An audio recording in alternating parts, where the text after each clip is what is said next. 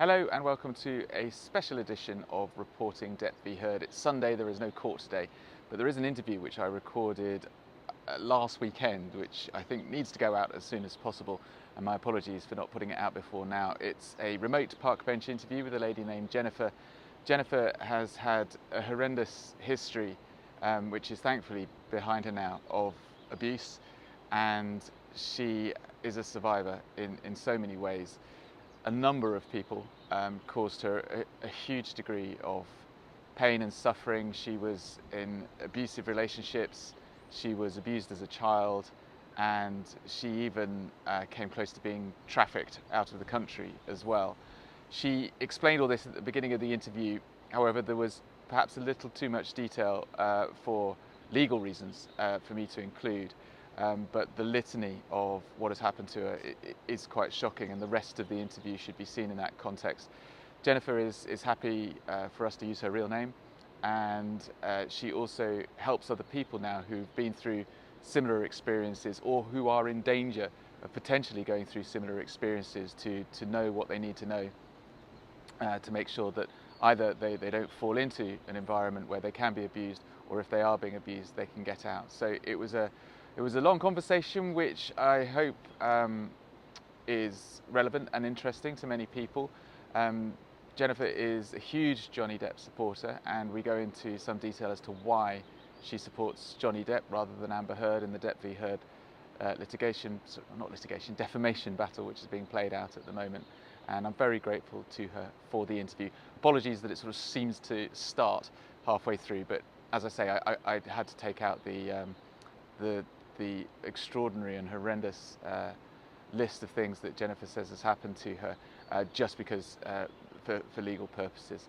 But believe me, if you're going to see an interview with someone who has been through an awful lot, and trust me, I've seen the photos on this, and yeah, I'm really grateful to her for doing this interview.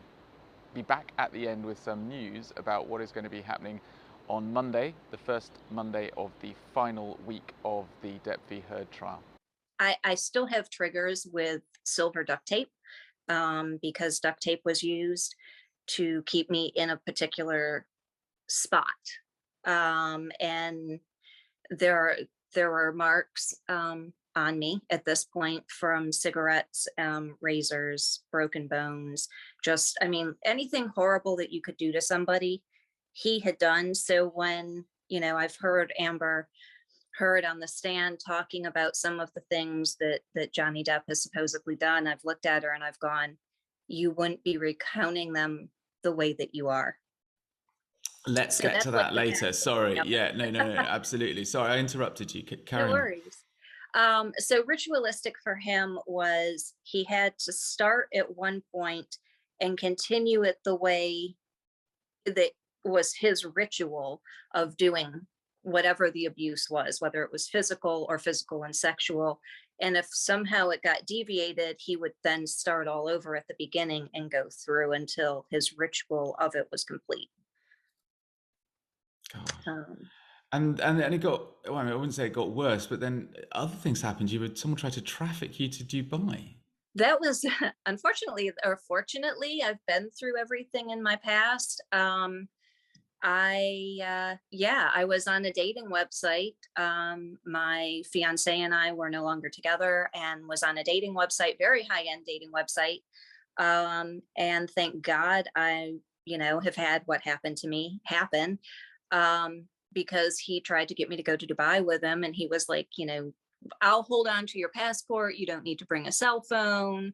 Um, you know, it'll be fine. And I'm kind of like, okay, what are you talking about? And he's like, oh, I need you as an arm piece. And I was like, okay, that kind of could work. And I'm like, tell me more. And he said that, oh, well, it would be a week-long trip, business trip, and that I would be requested to go out and to have dinners or whatever, exactly how he said it, or whatever with these other men, and that they would lavish me with gifts and jewelry, clothes, whatever I wanted that was mine to keep. And I immediately called the National Human Trafficking Hotline, and sent pictures of the person to the FBI and am now working with a branch of them because they think that he's somebody that has done this before. Goodness me. So So you've run the whole gamut of experiences, I and have.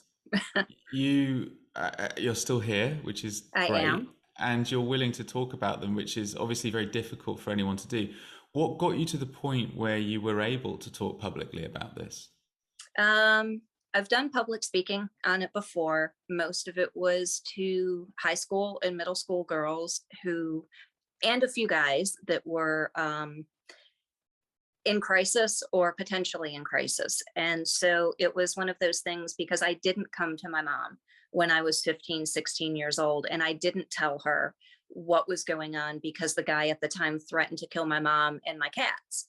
And I was like, if I can take whatever horrible thing is going on and save them, I'll do it.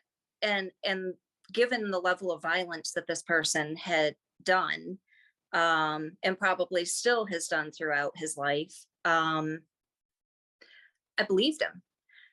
Plus, I was young, so of course I was 15 to 18, so of course I was definitely going to believe him. And I found out midway through our dating of that 3 years that he was in fact 33. So it was very much the adult controlling the child and the abuser controlling the victim. And it became something that I was like, if I'm going to live through this, there has to be a bigger reason. There has to be a purpose for it. Because if not, I'm going to go crazy. So I ended up doing therapy groups and individual therapy for myself. And then, speaking, doing peer counseling, the suicide hotline, just stuff that needed help. How did you get to that point? Because obviously, I'm delighted that you were able to reach out and find help for yourself, but then making that decision to go and help other people and to go public on this must have been very difficult because you are putting yourself forward, you're putting yourself in the spotlight to a certain degree. As far as doing it with public speaking for smaller groups, or I had an auditorium of about 30 girls and two guys between the ages of 11 and 19. I think that I had attempted suicide. I obviously survived. And I realized as I was cracking jokes in the back of the ambulance and the paramedics are looking at me going, "Why are you laughing?" And I'm like, because if I wasn't, what would be the purpose of you saving me? I realized that as hard as it is for me, I've survived the abuse. It's behind me. Even though I have the PTSD and I have the nightmares and I have the triggers, I can't see, like I said, the duct tape or smell obsession cologne without going back to that time. There are people that are in it right now that need the help, that were in the position that I was in of thinking that nobody was there, nobody cared because their self-esteem had been completely obliterated by the person controlling them. Uh, and you mentioned the PTSD and the triggers. What has the abuse that you suffered done to you as a person? What are you carrying with you, and how does it affect you on a day-to-day basis? Uh, um, I never know the me that I'm going to get when I wake up.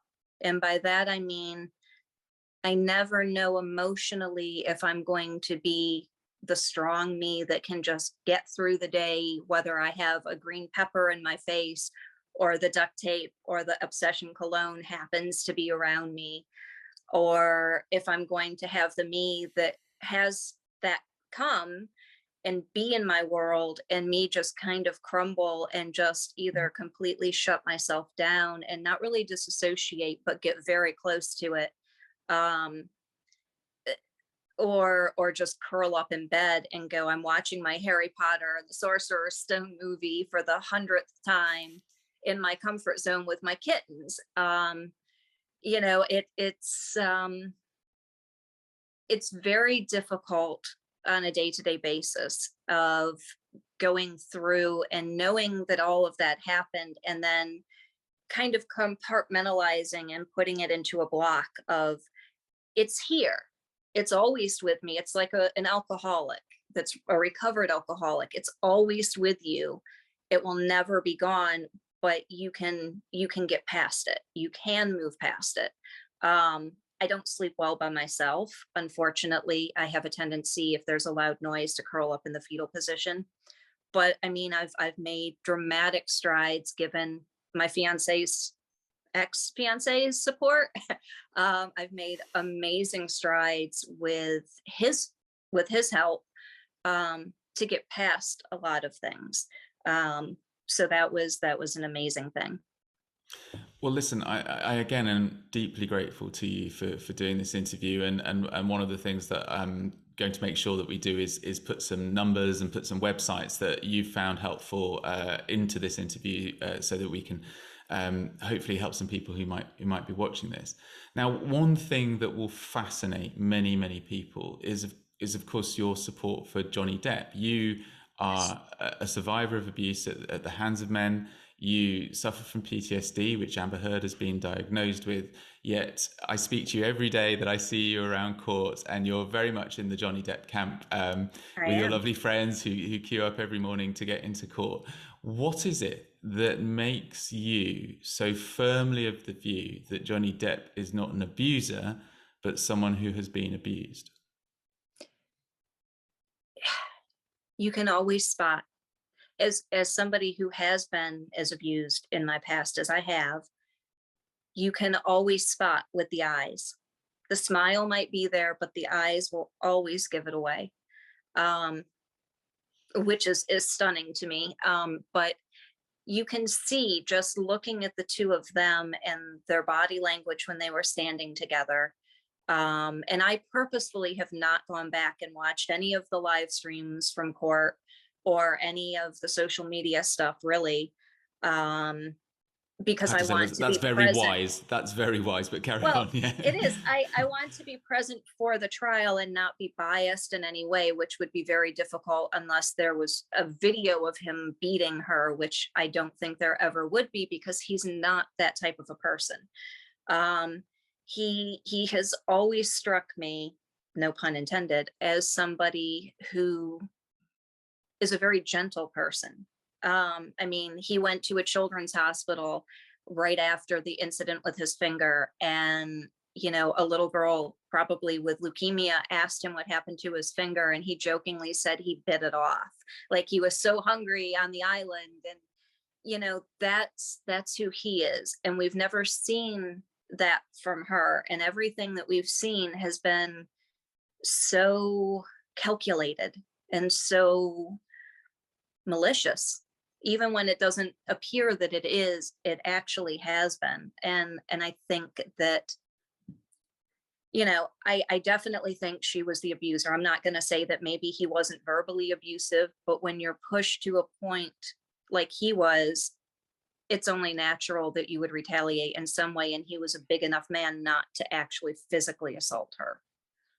You were in court on the last Thursday Yes. Before the week-long break. That was very, very difficult to watch, Amber Heard's evidence. What did you make of what she said? When she Because there were graphic. Sorry, just in case anyone hasn't seen this, there were graphic descriptions of physical and sexual abuse, which were relentless and over a period of months. So when you were listening to that litany over the course of a day, what were you thinking? Well, obviously it was hard not to have my own traumas and my own past come in. And as you're sitting there listening to her, and not just listening, but watching her recount in very graphic detail things that he supposedly had done, I'm saying, you as a survivor, look at the face and the actions of that person, and the words and the actions are not fitting. It was her reading a script. To be honest, she did read a script. She read The Talented Mr. Ripley. She acted like she did at the beginning of Zombieland, when she was the hot girl, I think in 508, which I didn't even realize was her until there were a couple of faces and a couple of things that she said that were exactly what she said in Zombieland. And I went, oh my God, that was her in the movie. And I went back and looked at the credits, and it was. And so, as somebody who has been a survivor, a victim of domestic violence, it's sickening to have somebody make accusations that aren't true. And the one photo of the bottles that they put up and her saying that he had assaulted her with the bottles, there was nothing on the bottles. And if he had done what she was claiming he had done, you would have seen evidence of it on them. As somebody who's had that happen, those bottles wouldn't have looked like that. Yeah, I need to be careful with how graphic we do get in all of this. But okay, I mean, there are people who will say, well, look, Johnny Depp's an actor. He's acting kind. He's acting like nothing really happened. He's acting like he's not the bad guy here. There's he's a great actor. There's nothing to say that he's not putting on some kind of a show here in order to disguise what he's been up to. I mean, we know that he's jealous. We know to a certain degree that he can be controlling or demanding. And although there's no concrete documentary evidence other than Amber Heard's of any abuse whatsoever, that, as I'm sure you may know, abusers are very good at covering their tracks. Very. The person that I was with was very, very skilled. I had broken my neck in a car accident, unfortunately, and he was very skilled at taking my head and bending it over the arm of the couch to kind of slam it down on my neck. So there were never any marks, but it was insane amounts of pain. And I mean, there were police that were called, and there were, we ended up in court and everything else, but they're very careful not to do things in public or to make it appear that you were the one who had started something. So they have to control you and take you out of the situation. I mean, I have had somebody who was very supportive of the modeling, who said something to the effect, one of the things that she had said that Johnny had told her was, you don't have to show all of that to be, you know what I mean? And it was interesting because I've had my very supportive person tell me, you don't have to do that. And it wasn't said in a jealous way or a mean way or a malicious way. It was simply you're worth more than that. You don't have to do this. Yes. Yeah. And yeah, go on. No, I think that she totally misconstrued it for court purposes. Wow. I suppose one thing that I always have is doubt. I'm a very skeptical person, which is a quality I think as a journalist, but also it means that I find it naturally hard to be so certain of things. And especially coming over to the US for some reason, lots of people are very certain of their position and will go to extraordinary lengths to defend it. You are certain. You have a certainty about you, despite the fact that, of course, like everyone else, you weren't there behind closed doors. You have experience, which of course I don't have. But where does that certainty come from? I think the certainty comes from the way that his behavior was from the time that she took out the order against him through, and the fact that he never went after her financially, he never went after her publicly. It was a stage in his life. He was done with that stage. He moved on. He lost a lot of income and a lot of movies and things that he should have been in. But she was constantly on the attack. And I think that the certainty comes from when you have one person who has something said about them and they just go, okay, fine, it is what it is. I'll accept it. I'll take it, whatever. And then you have the other person constantly still going after them, even though they're like, okay, you've said your piece, you've done your piece. I'm just going to keep, backed up and taking it. I think that the certainty becomes more solidified at that point. If he had retaliated on a talk show or in magazines or whatever against her, I think that there might have been more doubt. But he didn't do that. He tried to protect her through everything despite the abuse. And we are 2 weeks away from the end of the trial. We've Oh, then got to wait for a verdict. If the verdict goes against Johnny Depp, will you accept it, or will oh, you just think the jury have got it wrong? I'll accept it. I mean, there's nothing that as somebody in the gallery you can do. I'll be very disappointed in Fairfax County. As a resident of Fairfax County, I'll be incredibly disappointed because I really think that with all the evidence that's been presented, and that will be presented, I really think that she was the main abuser. He retaliated verbally, when she was poking him and provoking him, which yes, it's abusive, but in the same turn, you have to be able to stand up for yourself and go, I'm not going to take this anymore.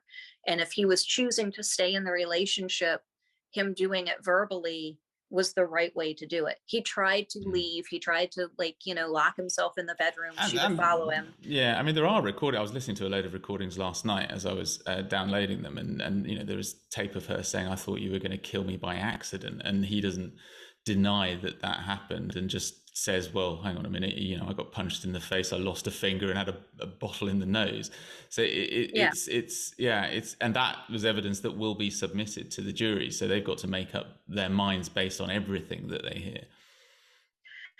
I do think that there were probably occasions when things got into an altercation between them. I'm not going to say that he was 100% perfect. Nobody is. But I honestly believe that she was the one who was the aggressor right from the start in the relationship.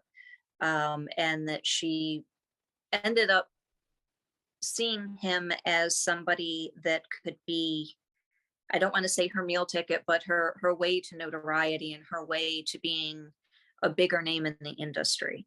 And then when he didn't completely capitulate to her, and it became what we see now. Yeah. Just one final question, because we're running short of time. The tsunami of abuse towards Amber Heard online has been quite something. I don't know, maybe I'm being naive for not expecting it, but it has become a sort of hydra now. And I wonder, given that one of the main complaints about Johnny Depp was that he'd been cancelled, I'm now having people who support Amber Heard come to me privately, but they won't go public for fear of what's going to happen to them. Do you, and I know you said that you haven't watched a lot of what's been going on online. Yeah. Do you take a view on that? Do you think that this is a natural effect because people want, to support their man, or do you think it is corrosive and destructive? I think it's a little of both. I don't see that it's going to, what they're basically doing is no better than what she did to him verbally. Obviously physically, nobody, to my knowledge, has done anything towards her, but I think that the mob mentality of the cancel culture has been something that has gotten out of control. And I think it's going to continue. And I know a couple of people who had come originally to support her, and after sitting in court for 2 weeks are now on Team Johnny versus Team Amber based on what they've heard.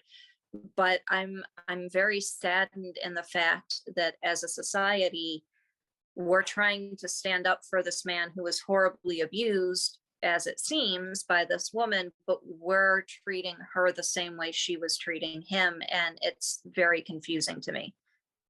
It's very confusing to me. Jennifer, I know that you have been through so much in your life, and I know that you do help other people who are going through horrors, or try to give them advice to stop them falling into similar traps. What would be the message that you would like to give to people who might be watching this, who are going through potentially quite horrendous situations, or the advice to help them avoid one of those situations going forward? Trust your gut.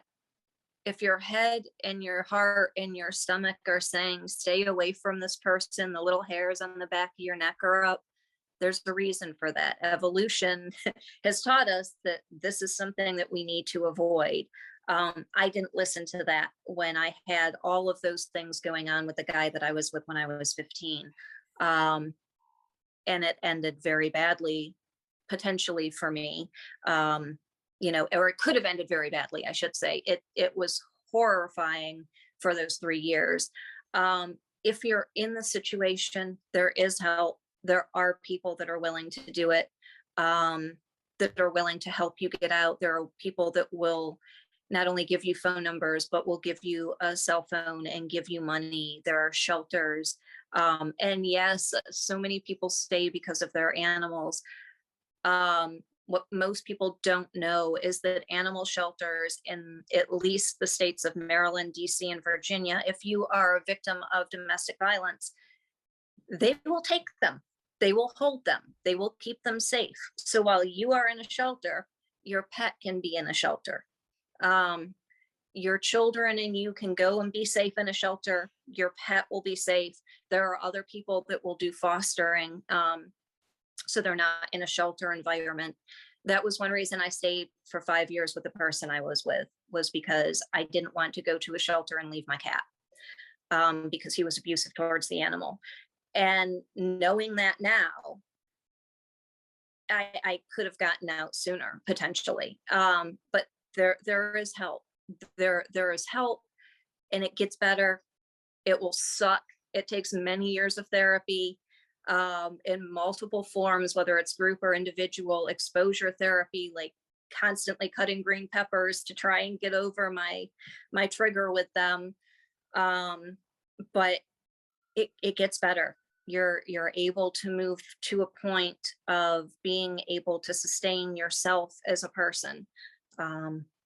So use the numbers, use the websites. If you have somebody on Facebook, give them a couple of words, and Facebook has something, or they did, that you can alert the authorities, the local authorities. Even if you're hundreds of thousands of miles away, you can alert the authorities locally that there's an ongoing issue.